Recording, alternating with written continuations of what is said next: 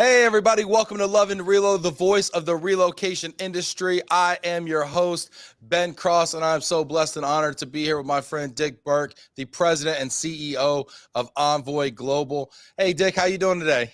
I'm great. But I got to tell you, you look very natty in every one of those images in the intro reel. Very sharp dressed man. Thank you, thank you. It's been casual day for about a year and a half here since I got a new job and I'm self-employed. I kind of let myself go a little bit. Don't tell anybody. Still look But sharp. Still look thank sharp. you, Dick. I appreciate that, and I like your leather-bound books in the background there and all that stuff. They're mostly real, Ben.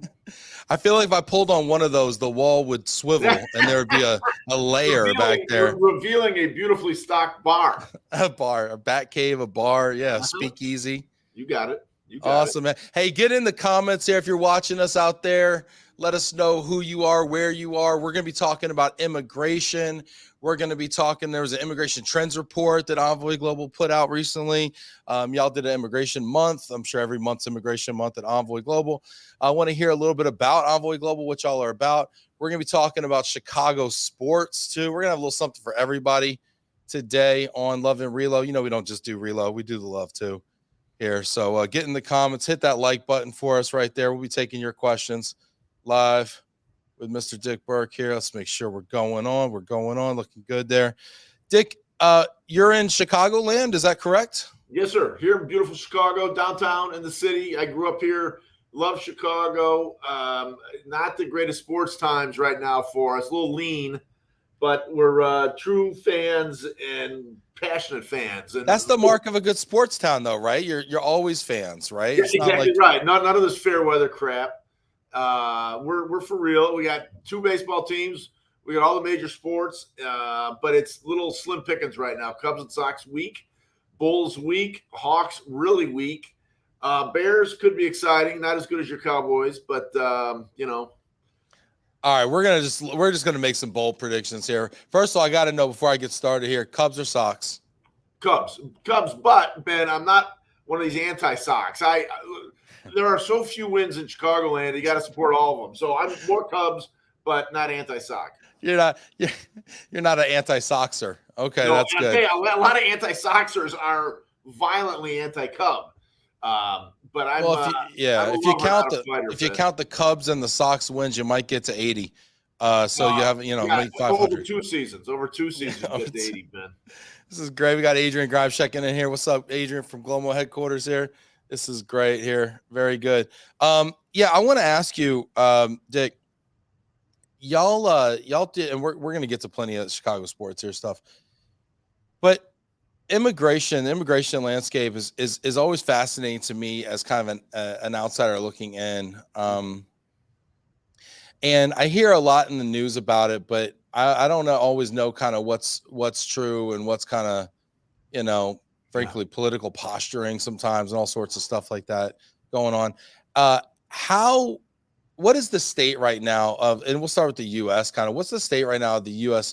immigration landscape? I mean, is it, how hard is it to get a visa? Is there a lot of need for kind of reform and change here? I mean, where are we right now? Yeah. Well, I really appreciate your interest in this, and you're not alone, Ben, in finding it hard to get to the bottom of it. I think one of the big substantive problems around immigration is this dynamic we've fallen into of hyper-partisanship where we can't even agree on a set of facts. And from that, then you're sort of bereft. You can't get to an outcome. So that's a big problem. The second big problem is very deeply entrenched partisanship. And the third one is all of the oxygen is taken up with talk around the southern border.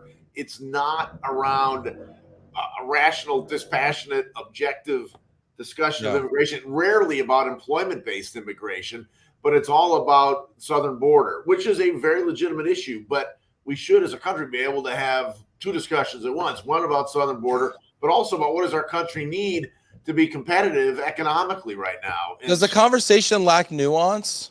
Yeah, it completely lacks nuance. It lacks facts, it lacks nuance, it lacks empathy, it lacks data, it lacks farsightedness. I mean, look, talk about farsightedness. we are below net replacement. How are we going to provide for Social Security for people who've worked their whole life? We've seen what happened in Germany. We've seen what happened in Western Europe. Even that, we have to be able to look beyond 2 or 3 months out. Are they landing a plane at your home right now, Dick? Is that your personal? I'll tell you. Is that a prop out there? Somebody's like getting the prop going. I apologize. They promised me they'd be finished with this work by 3 Central, and of course it has. I hope it's not too disruptive. It should be almost. No, done. It's okay. It's okay. I like to have fun with it and call it out. They're rewiring the Bat Cave at the Burke residence right now. Yeah, swapping out all the liquor. But all inside, you're damn right, Ben. That it's hard to have a straight up factual debate because it's become so partisan, so overheated, and people so entrenched, which is one of the challenges we have. And the people that pay the price are employers. We did the survey.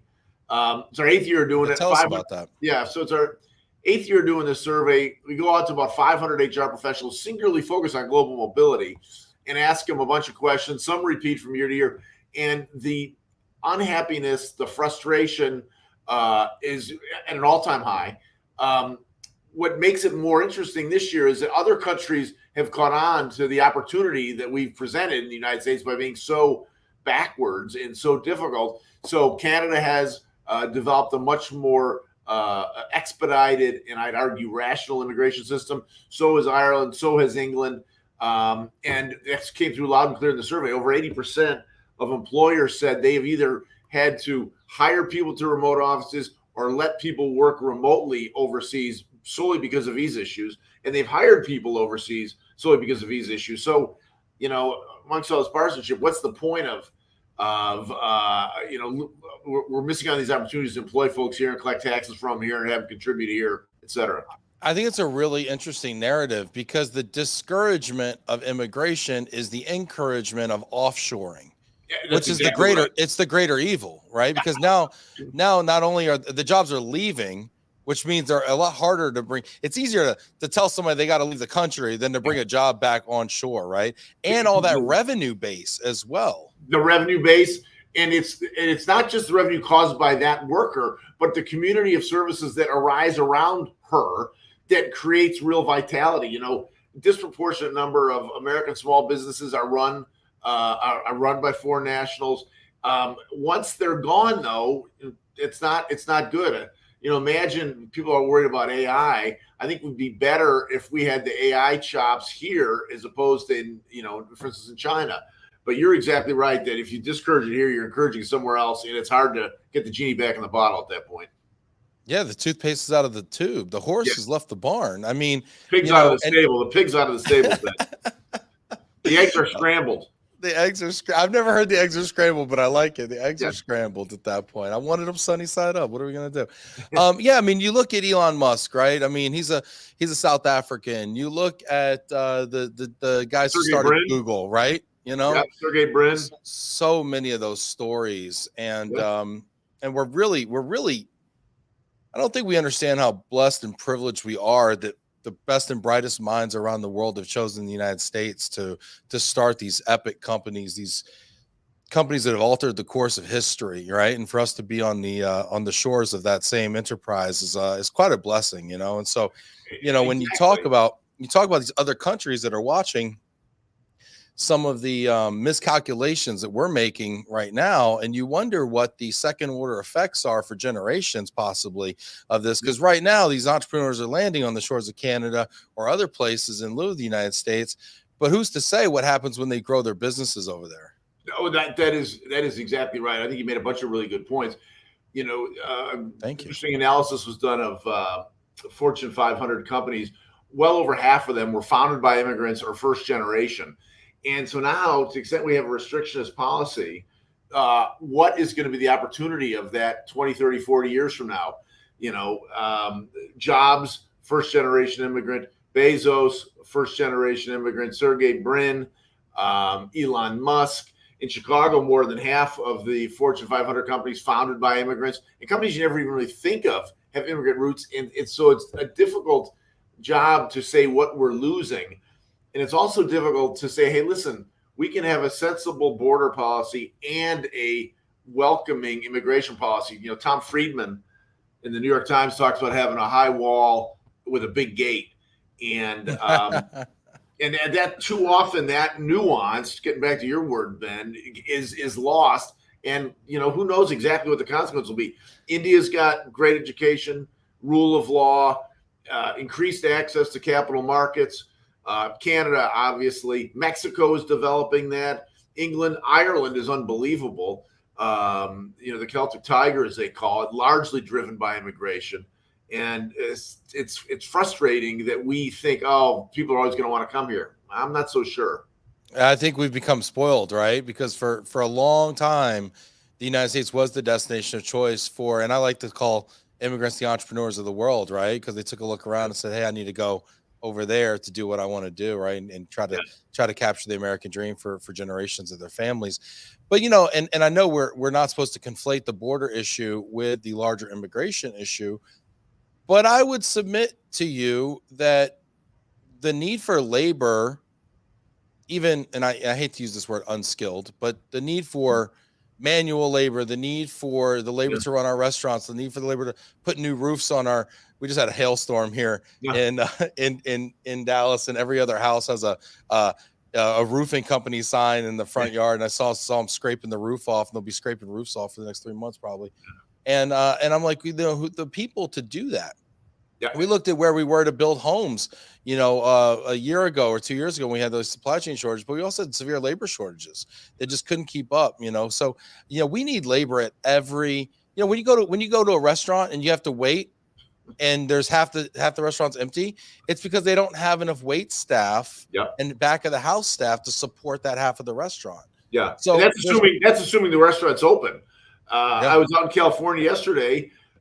Monday, Tuesday, the restaurant's now closed because they can't get workers in. So, you know, who's benefited by this? You know, then I flew back from San Francisco yesterday, and you fly over the country, you look out the window, and you're like, the country's full. I mean, it is acre upon acre of field and field and field. So I get, you know, I get the argument that Americans have to come first. I very much believe in that. But the reality is it's a both and as opposed to an either or. And that's the nuance that's lost. Love it. Love it. Thanks for checking in, Shauna. Happy Thursday, everyone. Happy Thursday to you in Brazil as well here. Hit that like button right there. Get into the conversation. You got a conversation about immigration. What do you think is broken here? Let me ask you, Dick, I hear over and over again about how many people are applying for visas. Yeah. Can you give us an idea of the scale of applicants for visas compared to the amount of visas that are actually available? Sure. We have a real imbalance. The best metaphor I've heard, Ben, is think about a system of pipes, getting back to home construction, a bunch of pipes, and we got a really big fat pipe, student visas, and then it gets crazy narrow all of a sudden for an H-1B, which is the principal employment-based visa, you know, for higher skilled specialty occupations. And when it goes from really big to really narrow, you get problems. And so how do you quantify that? Well, one way to do it is to look at H-1B filings. And, you know, there's 85,000 H-1Bs awarded annually. Usually the last bunch of years, it's been probably 3X oversubscribed. This year was about 7X oversubscribed.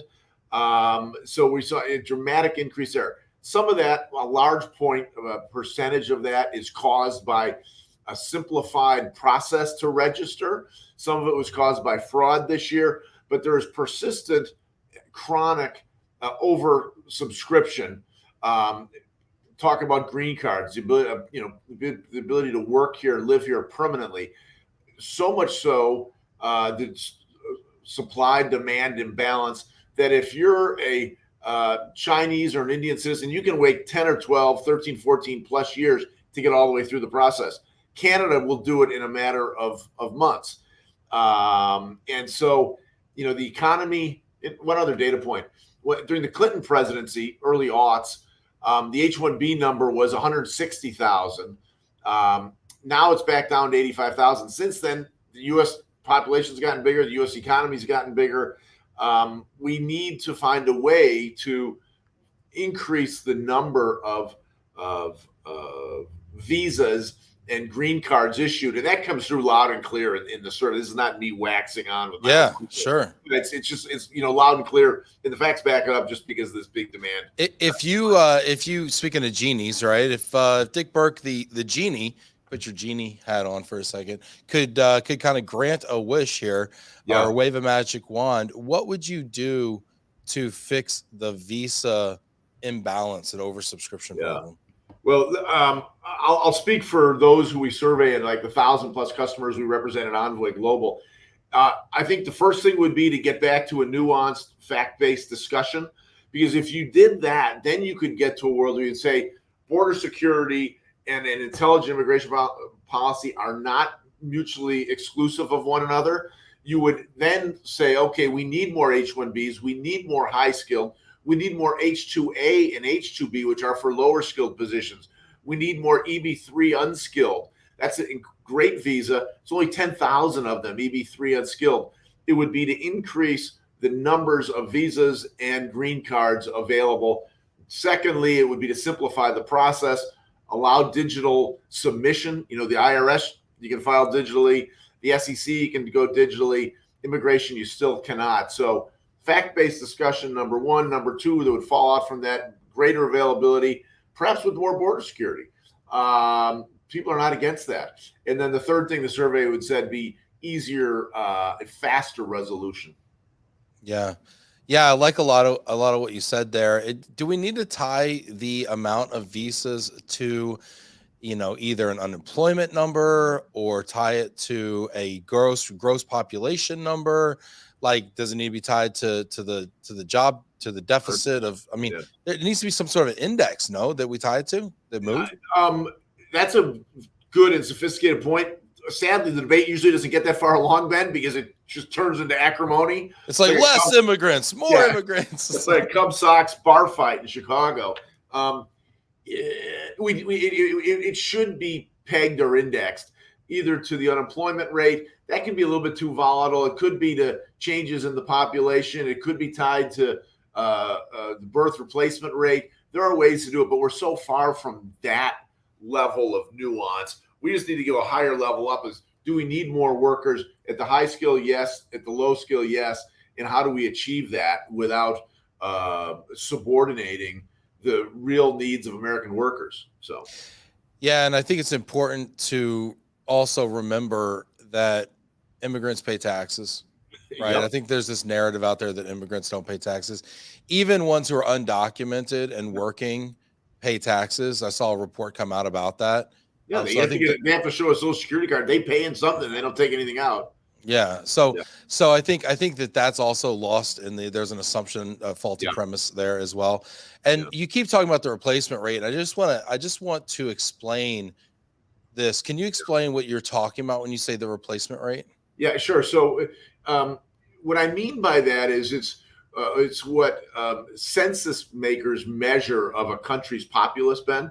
And it's, you start out with a number at the beginning of the year and you subtract all the deaths and you add all the births. And at the end of the year, you have more or less people. And to replace the U.S. population, because of the age and life expectancy, you need to have, I think, a smidge under two.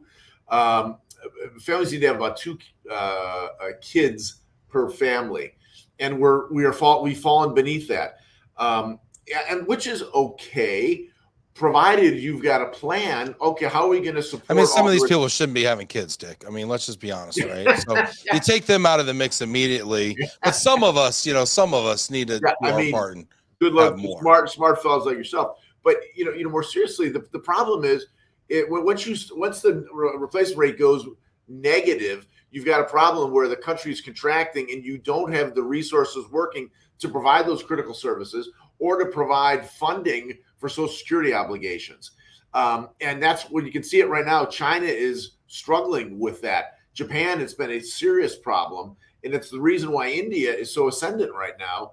They are young and fertile relative to many of these other countries. To us, Dick, to us over here. To us. Yeah, exactly. Yeah. I think it's a great point. I think you're seeing it in Italy. I think you're seeing it in Greece. I think you're seeing a lot of countries. I mean, a lot of Western European. Japan is a great example, Japan right? is the world's pronounced. right? And you're seeing what's happened to these, well-respected nations, and they just aren't having the kids, and they're not replacing the population. Yeah. And you're seeing what's happening now from their economy. And I actually read something that's interesting that I won't cite because we're just not that journalistically inclined to do so. But it was something to the effect of the number one indicator for GDP growth is population growth. Yeah. Because to produce something requires people to produce it, right? And so, and I just think we miss that, right? And we all benefit from GDP. I think we'd all agree that an increase in GDP is a good thing, right? So, exactly. Well, and to build on that, you're exactly right. Thank you for citing that. I don't want to make this all about net replacement rate. It's much broader than that. GDP is one. To have GDP, you need to create something and you need to consume something. And you need people for both of those parts of the equation. If you want to advance societally, if our country wants to advance from concern, we need people in high skilled positions, whether it's medicine, science, all the STEM professions, but also at the lower skills. So it's more than net replacement rate. It's more than GDP. It's a very broad set of realities that just too often gets lost, which is the shame of it. Yeah, and we can't just have services people. We can't just have engineers and those kind of workers, because who's going to create the infrastructure for it? Because frankly, let's be honest, a lot of American-born young people are not going into the trades, so we don't have the people to build the homes for these people. We don't have the people to build the roads and infrastructure to support all these people. That's exactly right. And a lot of the American-born don't want to get into STEM either. Here's a good trivia question for you. What percent of grad students in the U.S. studying CS, okay, so master's, doctorate level studying CS, are foreign-born? CS being computer science? Yeah, computer science, master's or doctorate level, what percent are foreign-born? Oh, gosh. All right. I'm gonna throw a crazy number out there. I'm going to say 90%. Almost 81%. Wow. Yeah, wow. I mean, my two kids just graduated college, neither wanted to get into STEM. And that's because there is, I know you say it's a wide pipeline, but there are restrictors too. I think that number would be bigger if there weren't some restrictions. Exactly right. Yeah, exactly right. And the reality is these jobs are going to go somewhere. And it's not like if we say no, that the people are going to work somewhere in other communities and grow GDP somewhere. So right. Yeah, I think it's interesting, and we got people checking in here. What's up, Scott Chapman? Good afternoon, Ben and Richard. Loving the info you are sharing. Thank you, Scott. Hit that like button. Get in the comments. Let us know what you think about the immigration debate here. We're having a very nuanced conversation. We're solving problems unlike a Sox Cubs bar fight. But I think, gosh, at least at the end somebody wins and life goes on. I mean, I think in this situation, we've been a stalemate for too long here. For decades. And the challenge with the stalemate is other countries have realized that, and it's driving innovation and growth in those countries. And query is, do we want that in our country or in someone else's country? Well, and I think COVID was a moment where every country in the world at the same time reevaluated their immigration policy at the same time and made a decision. Are we going to become more protectionist and closed, or are we going to become more open, entrepreneurial, and say, we're going to go grab these digital nomads. We're going to go grab these knowledge workers. We're going to make a play here, and I think it's a real sea change moment here. We got people checking in from London. We got our third continent checking in. Richard Majewski, howdy from London. Sorry, late, but got to eat sometime. Dick, it's funny. You and I met, I think, for the first time maybe in London. Yeah, exactly right. At IBA last December. And I'm so glad you're having me on today. So thank you. And going back to what you said a second ago about COVID, I think you're exactly right. And it's a fact lost to many people. What represented a sea change. The other thing is it made very, very clear that if you believe in the ability to remote, whether it's 1 day a week or 5 days a week, but to the extent remote work became accepted and technology grew up to facilitate it, that served as an accelerant to this realization that, well, boy, if I'm a Chicago-based company, I can have someone in Toronto just as easy as I can have someone in Minneapolis or St. Paul or Detroit. And that is one of the other spurs to I think the growth in some of these other countries and the rise of the digital nomad is the realization that people can work remotely. Yeah, totally. We got Adam checking in. A shout out to super producer Adam checking in here, representing Mexico.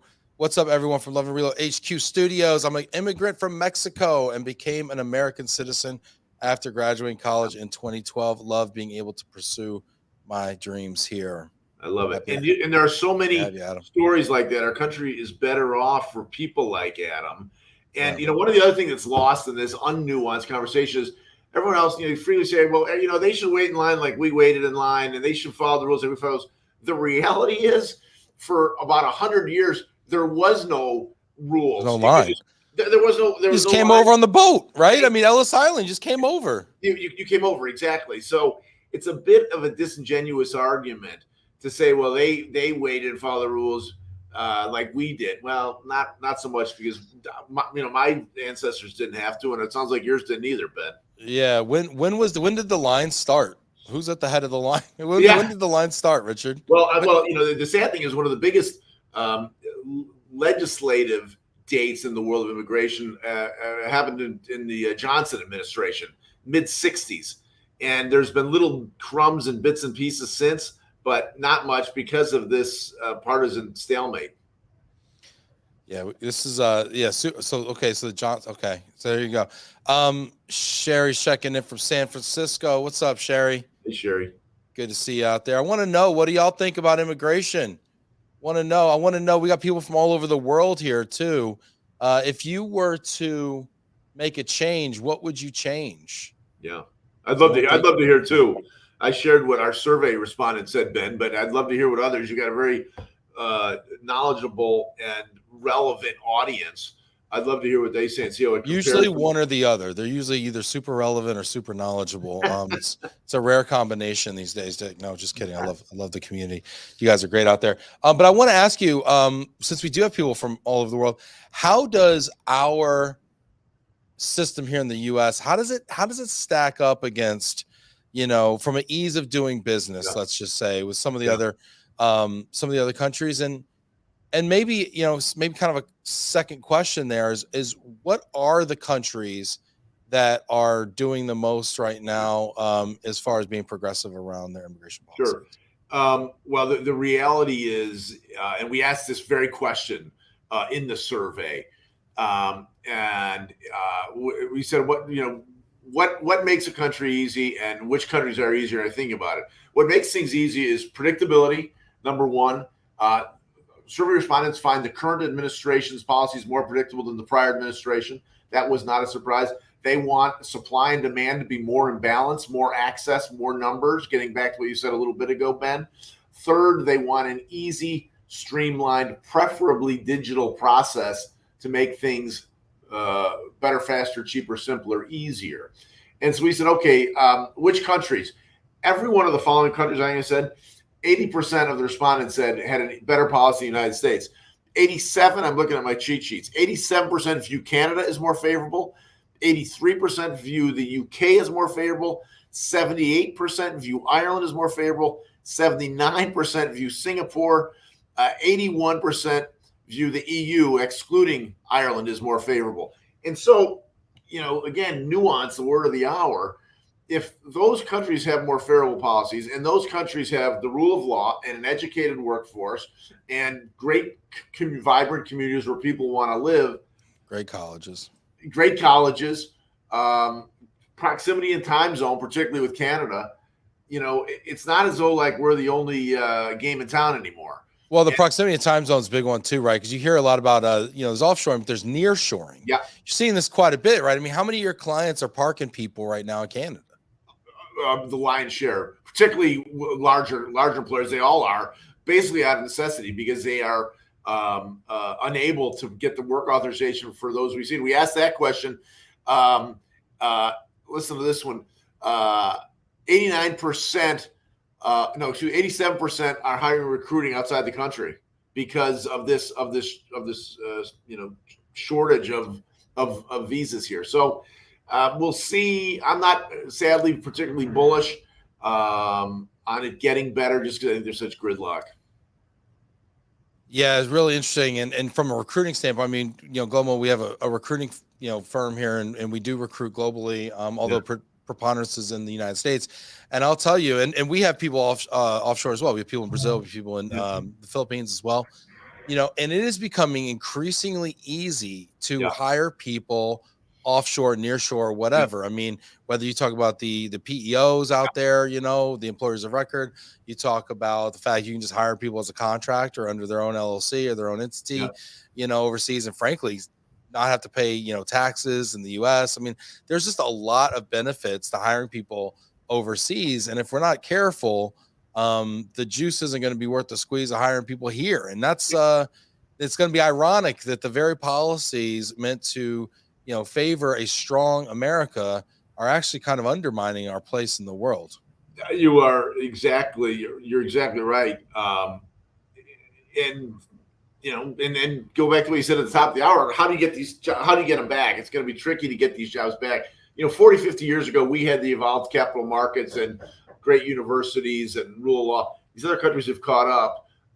And look at all these cottage industries that have come around. PEOs are the poster child, obviously. It's really easy. We've got people in India. We've got people in Canada. We've got people in Ireland, England. We have the capacity to file in those jurisdictions directly, along with Singapore, largely because of this exact thing. Our business model, as Envoy continues to grow, is to help our clients. And to help them, they need the ability to file and get people into these other jurisdictions. So we're seeing it as an advisor and an employer because we're placing people in all those jurisdictions too, so we can help our clients more effectively. Yeah, and I want to talk about Envoy and understand about you guys and how you might be doing things a little differently. We do have a couple comments coming in here. Get in the comments. I want to know, what do you think about what Dick and I are talking about? Are we crazy? Are we nuts? Did we lose it? Or are we on to something here? Should we run for office? We're either nuts or future politicians or both. Let's see here. If nuts, I'd love to hear why. Yeah, tell us why. Richard says immigration, isn't the world getting more fragmented? I'm thinking Brexit, but also other countries putting up barriers. Yeah. I think Richard's exactly right. I was just in London last, about 3-4 days ago for work. And, the rise in nationalism is not limited to the United States. No. However, while there are some segments in each of these European countries and outside of Europe that seek to be restrictionist, and their political parties' platforms may ride on restrictionism, it's not at the level of dysfunction as we have in the United States. And as a result, our survey made clear all those jurisdictions I just said, 70-80% found it much more favorable than the United States. I'm not an expert, but I may disagree slightly. When you compare where we are today in the States to what the UK did with Brexit, that's pretty severe. That's like, I don't know how it even compare. I don't know what I would compare that to with excuse me, I didn't mean to suggest that our immigration policy is more cocked up than Brexit. Yeah. I was I know, but that's just like that. But also illustrates the point of what you're saying about this rise in nationalism. And it's funny because as we're watching it over the last few years here in the States, I'm thinking, oh man, we are jacked up. Oh man, everybody's gonna be laughing. And then they are, but whatever. And then, but I look abroad and I'm like, wait, you got the same thing going on, different name, different face, but the same thing. Your president's doing the same thing. And you guys are doing the same thing. And and you go to, whether it be like the Philippines or Brazil or all these countries are kind of going through their own version of it at the same time. And I don't know if it is some sort of a political tactic, if it's the fact that when one country starts to withdraw and say, well, I'm not playing nice to you guys. Well, then fine, I'm going to take my ball and go over here. And everybody kind of withdraws a little bit and just that posturing kind of happens. But it's interesting that this is happening worldwide simultaneously. Do you what contributes to that? Do you think? Yeah, I'd argue. I think you're right, Ben. Curious to hear what others in the audience think. I'd argue two things. One, globalism had winners and losers, and in the United States, impact of globalism was a lot of people lost really good jobs, and our country, I'd argue, did not a very good job of protecting them and retraining and reeducating, and that creates fertile ground for restrictionist policies, both on trade and on immigration. I think that's one big macro driver that is global in scope. And then the second one is rising wealth inequality. That can provide a pretty fertile climate for populist, nationalist, restrictivist policy. And the United States is not alone with that either. But I think, again, if we could have nuance, we could say, you know what, globalization had winners and losers. We have to help those who were impacted by it. Free trade had winners and losers. We have to help those. But shutting off the border and thinking we're going to live in a siloed off country is not really the right solution. We got to be able to be smart enough to acknowledge the problems of the past without throwing the baby out with the bathwater. Yeah, and I just want to make one point on that, what you said before, because we got a lot of good comments coming in here. Keep those comments coming. I want to know what your thoughts are around this nationalism, rise of nationalism in the global, globally. But I drove from Michigan down to Dallas, I think it was, with my family when we moved here 2 years ago. Yeah. And when you drive that route, you go through a lot of what some people might call flyover states. You go through the Midwest. Yeah. You go through areas. You go through the Rust Belt. Yeah. Right. And you see the remnants of a manufacturing infrastructure. You see towns that almost feel forgotten. Yep. And you wonder what it must be like to grow up in that town and what your prospects are. Yeah. And what your worldview is like, right? Yeah. And all you see is, these empty buildings. And I mean, I don't want to make an overly bleak thing, and because I'm sure people have rich lives and rich communities, right? So I don't want to do that, right? But at the same time, you hear stories of, the factory closed, your dad had a job. I mean, gosh, listen to a country song, right? Yep. From the 70s. Listen to Chicago or something like that. Yeah. And so and I think it's really interesting. I think it just helps. It helps understand the context of where people are coming from. You have to. You know what I mean? There's pain there. There's trauma there, and it's generational. Absolutely, there is. If you haven't read Hillbilly Elegy, read it. Vance, the senator, wrote it, and it gives you a pretty good view as to that group of Americans, our fellow Americans, experience of globalism and free trade. And to deny it is wrong, but to say in response to it, we're not going to have any more trade or is wrong also. Right. Yeah. And I live in the Midwest. I live in flower country, and Chicago's avoided it, but I worry, a lot of vibrancy on the coast. So our hope, and interesting, it ties back to immigration policy. Some jurisdictions are better also because they have regionalized immigration policies. So imagine if the U.S., instead of being federalized, had some regional or state things. So imagine states in the upper Midwest, the Rust Belt, could say, we're going to create a immigration policy designed to try to reinvigorate manufacturing in these towns. Right. So you can come over, but you got to live in Cleveland. Yeah, exactly. And, there's a lot of talk about should our immigration policy become a bit more regionalized, because the needs on the coast are different than the needs in the Midwest, the North, and the South. But we'll. Well, I think it is interesting. As I relocated my family from Michigan to Texas, I encountered no immigration issues whatsoever. Yeah. But here I came. Yeah. Taking advantage of their schools. Yep. Right. Taking advantage of their communities. Right. Yep. Getting my little slice of Texas American dream over here. And yet my neighbors to the south in Mexico couldn't cross the river and come over here without issues. So it's really interesting as we go. We have a federalized, but then we have the states, and states have governments. But I think that's a really interesting thing if we look. It really is. Yeah, and it hasn't gained any traction. But in Canada, they can get that targeted and precise, Ben, and it's really worked out because. A country like the United States, the states are so different. We're seeing it in so many other contexts. Should our policy immigration policy take account of that? I think the answer is yes, but it's sadly not going to happen. Super interesting too when you think historically about the different ethnicities of like here in Texas, right? The Germans and the Czechoslovakians, settled throughout here. That's why we eat kolaches, at our bakeries and stuff like that. And you have this rich, and the Polish, had their pockets, right? And stuff. And the Italians on the East Coast. And it's kind of interesting. And so to think, okay, listen, all right, now we take all these, maybe Ukrainian refugees. And it's like, okay, listen, y'all come over. Nebraska, that's just you guys right there. Wyoming is you guys, and carve out a little slice for you. Yeah. Anyway, we're having fun here, everybody. What do you think? I'd like to know. Danny's getting in here. Hey, Ben and Dick watching here in New Jersey. It was great to meet you at the IBA conference in London last year, Dick. Hey, Danny. Good to see you. Thanks for saying that. I enjoyed our time in London. Yeah, that was cool, man. That was cool. Yeah. Wish we had more time. We gotta get together here stateside. We can't just wait till London. It wouldn't be fair to any of us, I think. I'm with you. We got some questions here. Oh gosh, let's see. Chappie waited patiently.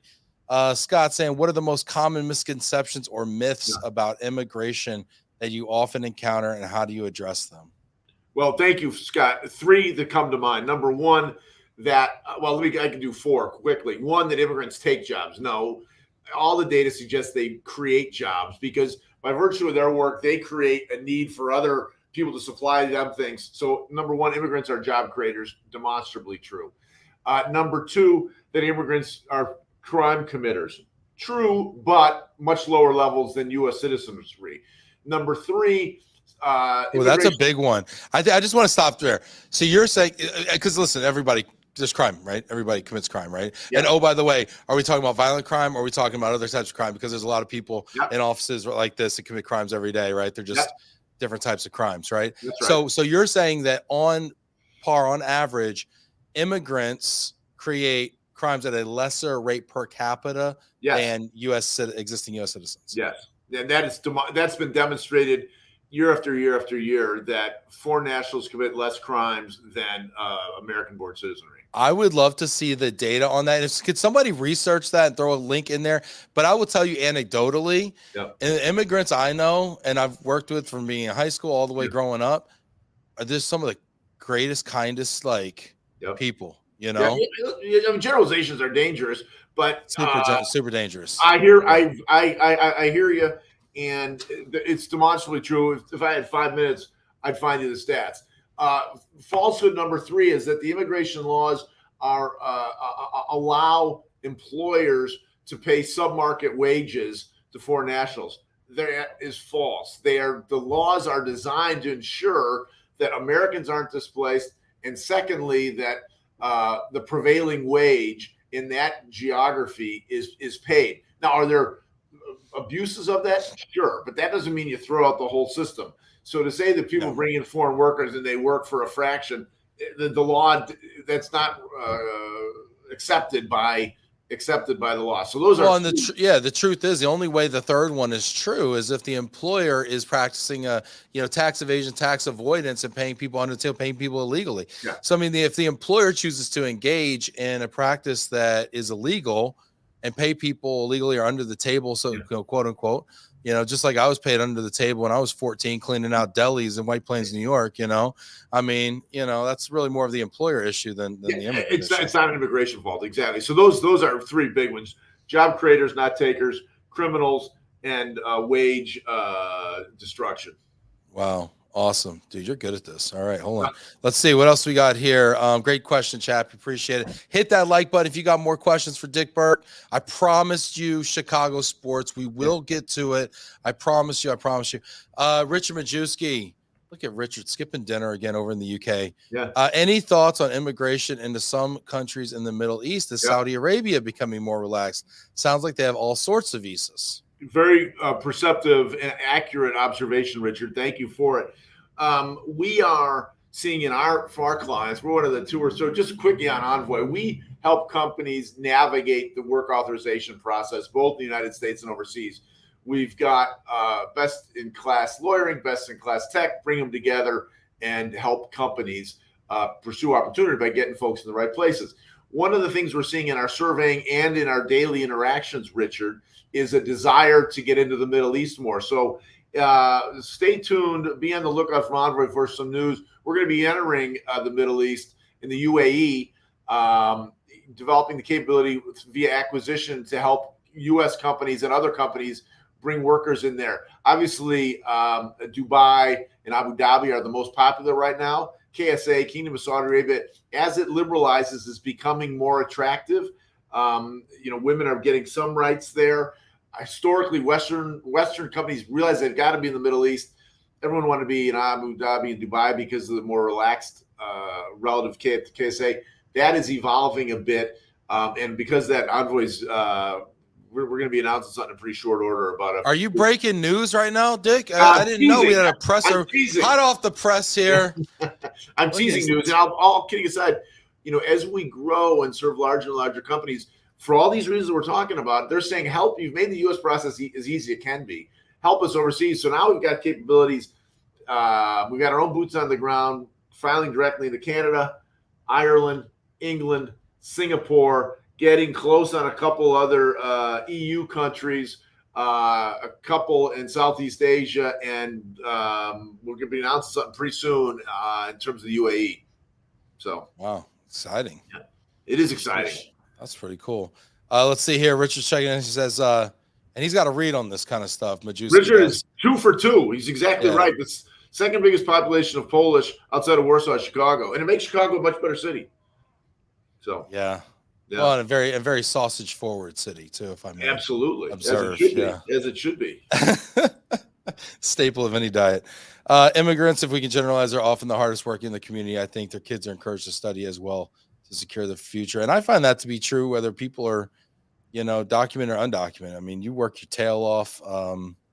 And yeah, the law requires you stay out of trouble. And one of the other big societal debates we're having is our role of affirmative action. This perception that Asian kids are super achievers. So that would give some credence to Richard's argument about immigrants often being the hardest work in the community. I'm really trying to stay away from the generalizations, but imagine our country without immigrants. Just think about that one for a second. Yeah, let's see here. All right, this is fun. I feel like we've done a lot here. We covered a lot of ground here.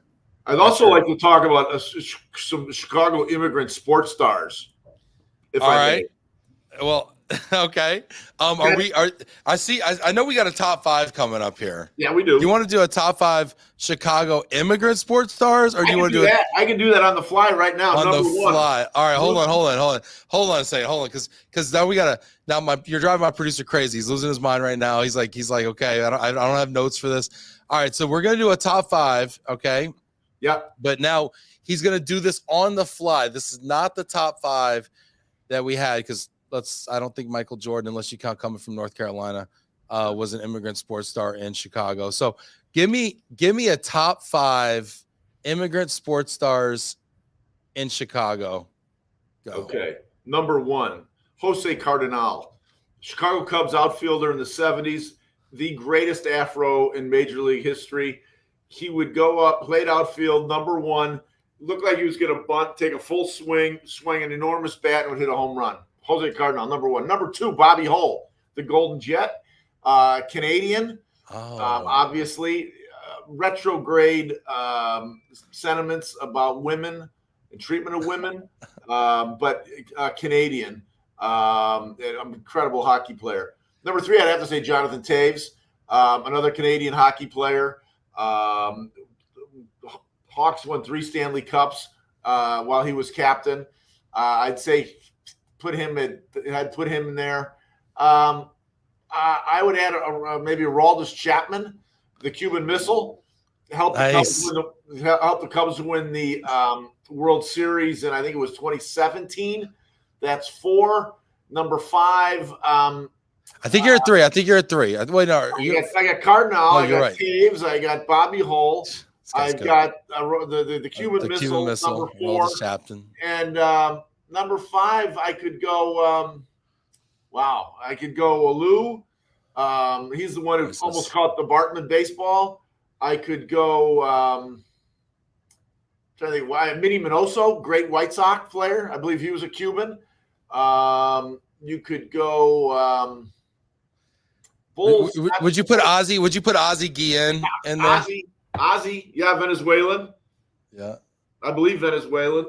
Yeah, I mean, and that's just off the top of my head. And I really need my some of my other sports heavy fans. Can somebody help? Can somebody help Dick out? Did he miss anybody? Are there any great Chicago immigrant sports stars that we can list here? Did he miss anybody? Bears and Bulls, mostly Americans. It's going to be baseball and hockey. It's tough. Yeah. It's tough in football and basketball. You know, although it's getting easier. Here's one for you. Tony Kukoc. Sir, Tony Kukoc. Excellent job. Kukoc. Yeah. That's right, exactly right. Number 7. Some would say Dennis Rodman was an immigrant. He's from another world. Another planet. Yeah. So I was thinking the same thing. Yeah. Rodman, he didn't live in the world I lived in. Yeah, and the irony is he's from Oklahoma. Yeah. You know? He was, only like 6'6". I mean, he was unbelievable. Beast. Yeah. His daughter is one of the most dominant soccer players too. Oh, is that right? Oh yeah. She's I forget her first name. Throw a comment in there if somebody knows Dennis Rodman's daughter's name, but she is, I think she just signed $1 million endorsement deal. Might have been the biggest female athlete deal or something here in the States. Now we got Lionel Messi going to be an immigrant playing for the Miami. Miami. Yeah. Oh my gosh, I know. I'm thinking about this, and so I'm an FC Dallas season ticket holder. I don't know. Are you a Chicago Fire guy at all? Not really. I'm not anti-soccer, but no. Not an anti-sockist. Okay. No. Well, no, but I'm a big. I actually took my son to FC Dallas last night, so we're a season ticket holder, nice. And so they were playing the St. Louis City team, which is number 1 in the West. And it was a continuation game. So they played the first 50 minutes. There was lightning, whatever. They canceled the rest of the game. They did a continuation 0-0 with only 40 minutes left. They had to play the same lineups. I said, Steven, he's 5 years old. I said, Steven, you want to go to the FC Dallas game tonight? He's like, yeah, Dad, let's go. I said, okay, cool. He's like, I want to sit in the supporters section. You know, they're chanting, they're waving their flags. They got the smoke going. The drums are just going all the whole time. I said, Steven, why you want to sit in the supporters section? He said, I want to take my shirt off. He took his shirt. I said, why you want to take his shirt off? He's like, I want to wave it around like a towel. He did the whole time. He took his shirt off. Gotta be proud of him. Where would you take him? Here's a question for you. Where would you take him? Trinity Rodman. Look at that. Where would you take your son internationally on trips to develop his love for sport? Listen, I got to think that first I need to develop my own love. And he can just go along for the ride. I would love to go see Barcelona play Real Madrid, El Clasico. El Clasico. I went. Unbelievable. You went? I took my kid, just graduated college. Back when he was in high school, we went for like 4 days. Went to Barcelona, got tickets at Camp Nou, saw El Clasico. Awesome. I mean, Barcelona is a great city. Not hard to get to from the States. And it was one of the greatest sporting events I've ever seen. Wow. Yeah. Wow. Yeah. You know, that's probably number 1 on my list, but what am I missing, you think? Well, Premier League soccer game is great, but El Clasico is better just because there's such intense rivalry between the Catalans and the Spaniards. I mean, there's it makes Cub Sox look diplomatic. I hear over in Serbia, I think it's the basketball games or maybe it's the soccer too. Like they just go nuts the whole time. They're shooting fireworks off as well, I think. You know, that sounds pretty cool. He's only 5 though. I mean, the kid's 5. I don't want to like lose him, you know. No, but you got to it's such a fun thing to do, to travel and do something that your kid would love to see. What other jurisdictions you'd want to get to? Yeah, Charles Beatty saying London to an Arsenal game. Yeah. Here's one for Charles. Here's one for Charles and Richard. Tell me the number of Premier League teams based in London. Ooh, good trivia. London proper? Yeah. Oh, gosh. I'd make a fool out of myself, but I'm not above it. Richard says, Man City, lifelong fan here, about to win the treble. That's a different comment. Number of Premier League teams. I'm gonna guess. I'm gonna try to guess. Okay, don't laugh at me. So you got Chelsea. 1. You got You got West Ham. I think, I'm not Maybe. sure. Okay. You've got I'm looking at my producer. I'm hoping he's giving me the number, but I've already started naming, so I can't just whip a number out and not show my work here. This is getting bad. Arsenal. Yeah. If you could like maybe give me some hand signals. Crystal Palace. Crystal Palace. Yeah. Tottenham. Tottenham Hotspur. Maybe? I don't know. I don't know the answer. I heard the answer 4 days ago when I was in England. But Yeah, I think it's like 7 or 8 teams of the 30. Seven. Yeah, seven teams. Well, I'm gonna make a stupid comment here, but it feels like London is like most of England anyway. I feel like every time I talk to someone, it's like all kind of like London, and then there's like the rest. I don't know. It's like New York, and I grew up in upstate New York, and it's kind of like New York City, and then the rest. Oh, Charles, thank you, Charles. He says Crystal Palace, Tottenham, West Ham, Chelsea, Arsenal, Fulham. Yeah, Fulham's got a team too, right? Oh, Brentford. Isn't there like another one? We got Leighton Orient. Are these team names? I don't even know. He said, "LOL, this is fun." Richard loves it because he always tunes in and has to hear all these American sports and fake football and everything. So he's loving the football talk. This is great. I'm gonna do it. Let's do a little overrated, underrated. Let's end the show on a little overrated, underrated. Okay. So this game's pretty simple. There's only 2 rules. Okay, Dick. One rule is I'm going to give you a topic and you get to say it's either overrated or underrated. The second is I get to tell you if you're right or wrong. Okay, let's begin. Number 1 here is Chicago. Generally, overrated, underrated. Underrated. Great city. Great Second city. city's underrated. Yes, I'm sure. Even now, I feel like it's getting a lot of heat lately.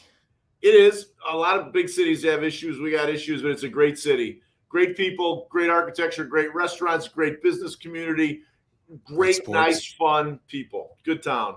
More affordable than New York. Yeah. The right answer, Ben, was underrated. Next. I think it's properly rated, but that's not an acceptable answer. Yeah. All right, I'll allow it just because this show's been going so well and I don't want to end on a bad note. All right, next one here. Cilantro. Wildly overrated. Wildly underrated. Why do you have the gene? Like a bar of soap. My mom would put soap in my mouth when I'd say a bad word as a youth. And I get it now, and I mistakenly bite into cilantro.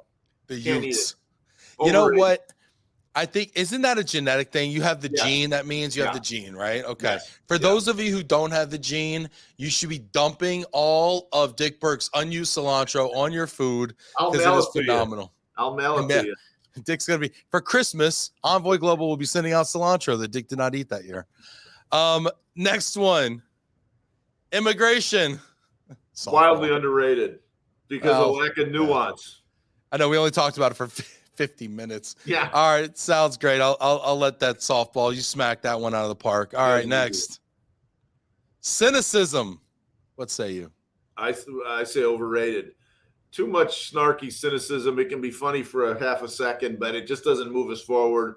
Not the right way to treat people. Doesn't work in the workplace. Not good. I think it's so easy to be cynical, and it takes courage to be optimistic. Yeah, exactly. And as a builder, you're a builder, you're an entrepreneur, you've built things. It's so easy to tear things down, but it's hard to build things. Well, famous Texan, your statesman, Lyndon Baines Johnson, said that it takes a skilled craftsman to build a barn, but any old mule could knock it over. Yeah. So there you go. LBJ, rest in peace. Last one. Niceness. This one, I appreciate you asking. Niceness, kindness. Again, I think it's underrated. I tell my kids it's underrated. Our employee handbook at Envoy is essentially 4 or 5 words. Don't be an asshole, nor no assholes. I don't want to work with them, won't work with them. You don't have to be that way. Our society would be a lot better with a little more niceness, a little more kindness. Yeah. It's a great sentiment. It's something we always, I think, need to be reminded about too, because cynicism can take hold, and sometimes we get in our feelings a little bit, and we get a little scarcity mindset, especially when times kind of Oh, almost.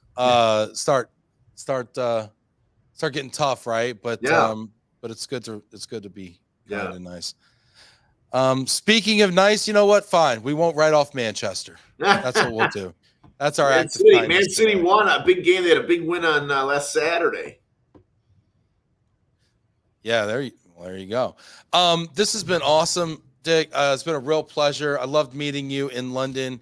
Can't wait to meet you again stateside here and just catch up and finish talking about curing all the ills of immigration. Listen, thank you for having me. I understand you're butting up on your 500th show. That's an amazing accomplishment. I know these things take a lot of work. And when I told people I was doing it, people were like, oh my God, that's a really good one. So thanks for having me. Congratulations on all the success with the show, and look forward to our next encounter. Yeah, and maybe it'll be here in Dallas. We're doing a 500th episode, actually doing a whole day event. We're going to have speakers, like kind of TED Talks. It's going to be an amazing way to connect with people. We're going to probably invite about 600 people, 700 people to it. So it's going to be pretty incredible. It's going to be probably the most underrated networking, inspiration, and entertainment event in relocation. So I hope to see you and everyone else there who's appeared on the show. Take care, y'all. We will